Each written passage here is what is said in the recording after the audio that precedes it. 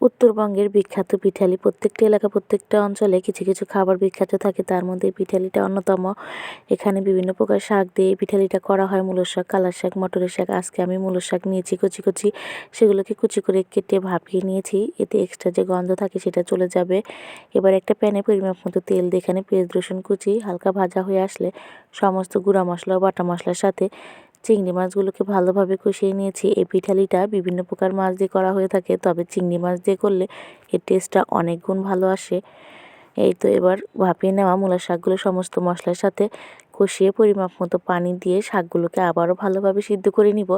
যত ভালোভাবে সিদ্ধ হবে ততই এর টেস্টটা ভালো হবে। পিঠালির মূল উপকরণ হচ্ছে চালের গুঁড়ো, এই ব্যাটারটা শেষে এটা দিতেই হবে, মাস্ট বি। এই তো নামানোর আগে চালের গুঁড়োর ব্যাটারটা দিয়ে দিলাম। এবার যখন ঘন হয়ে আসবে তখন ভাজি ভাজি করে নামিয়ে নিব। দারুণ মজার পিঠালি।